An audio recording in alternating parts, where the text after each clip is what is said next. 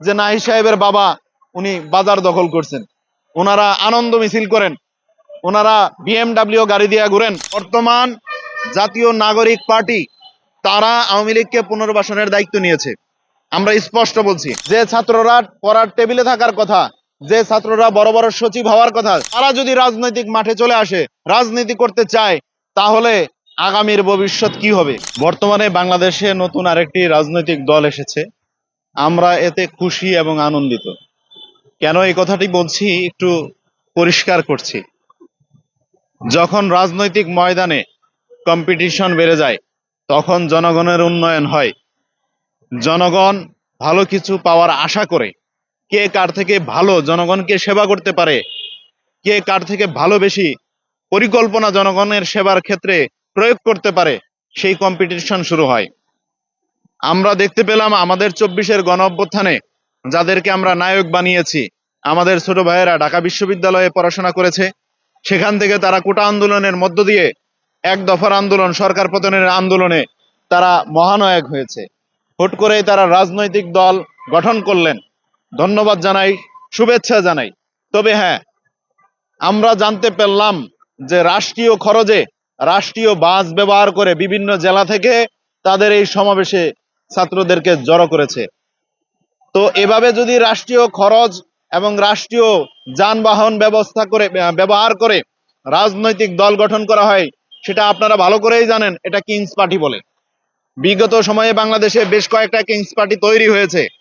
এবারও যদি Kings party তৈরি হয়, তাহলে এটা আমাদের জন্য দুঃখজনক।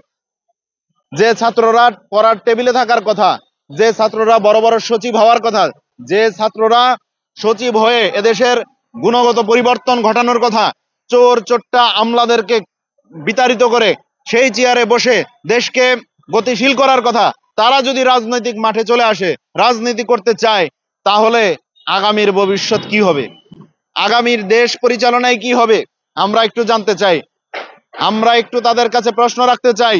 নাহিদ সাহেব বলেছেন যে ওনার ব্যাংক ব্যালেন্সের কোনো টাকা পয়সা নাই। উনি যদি ঘরে টাকা রাইখা সেটা প্রকাশ করে, যদি ব্যাংকে না থাকে, সেটা তো দেখা যাবে না।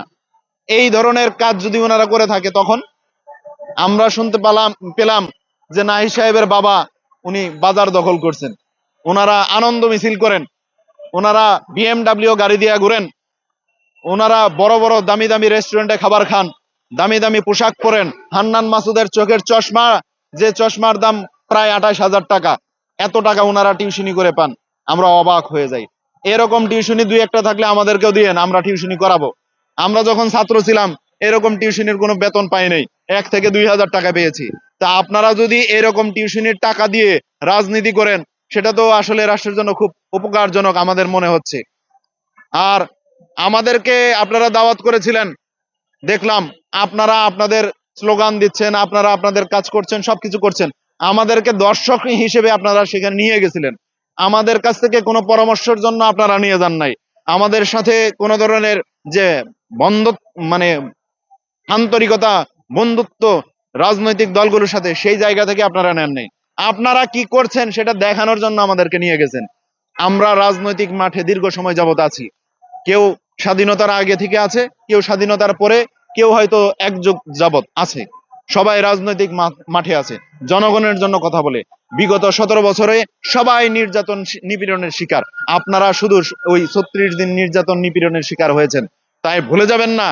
তাদেরকে মাইনাস করে, তাদেরকে সরিয়ে দিয়ে কিংস পার্টি হয়ে দেশের গুণগত পরিবর্তন করবেন। কি গুণগত পরিবর্তন করবেন? আপনাদের নাহিদ সাহেব তো ফেলু, তাকে 6 মাস, 6.5 মাস সুযোগ দেওয়া হয়েছে, সে আইসিটি মন্ত্রণালয়ে বসেছেন। কি কাজটা করতে পেরেছে? নাহিদ সাহেব যে মন্ত্রণালয়ে বসেছে, সেই মন্ত্রণালয়েই জুনাইদ আহমেদ পলক বসে শেখ হাসিনার সকল অপকর্ম ঢেকেছে। শেখ হাসিনার সকল অপকর্ম ঢাকা এবং পরিকল্পনা বাস্তবায়ন এই মন্ত্রণালয় থেকে হয়েছে। একটা একটা তথ্য আপনারা বের করতে পারেন নাই। তার উল্টা দিকে দেখলাম আপনারা সমকামীদেরকে আপনাদের দলে ঢুকিয়েছেন সিনিয়র নেতা হিসেবে। শুধু তাই নয়, আওয়ামী লীগের ক্যাডারদেরকে আপনারা আপনাদের দলের সিনিয়র নেতা বানিয়েছেন। এই হলো আপনাদের অবস্থা। বর্তমান জাতীয় নাগরিক পার্টি তারা আওয়ামী লীগকে পুনর্বাসনের দায়িত্ব নিয়েছে। আমরা স্পষ্ট বলছি, তাদের সাথে আরো 2-1টা দল, তারা দলীয় সিদ্ধান্ত নিয়েছে আওয়ামী লীগকে পুনর্বাসন করবে। আমরা বলতে চাই, এই আওয়ামী লীগকে যারা পুনর্বাসন করবে তাদেরকে আমরা দৌড়ানি দিতে দ্বিধাবোধ করব না। শেখ হাসিনাকে যদি দৌড়ানি দিতে পারি, আর কোন ফ্যাসিস্ট স্বৈরাচারকে যারা প্রতিষ্ঠিত করবে তাদেরকে আমরা দৌড়ানি দিতে দ্বিধাবোধ করব না। কথা পরিষ্কার এবং ক্লিয়ার। এবং আরেকটা কথা বলতে চাই, এই যে 24-এর গণ অভ্যুত্থান হইলো, 24-এর গণ অভ্যুত্থানে এই যে যাদেরকে এই বানাইছেন আপনারা, বড় বড় উপদেষ্টা, বহুত বহুত ক্ষমতাশীল ব্যক্তি, এদের অবস্থান কোথায় ছিল, এরা কোথায় আন্দোলন করেছে, এই বিষয়গুলো আপনারা একটু বলবেন।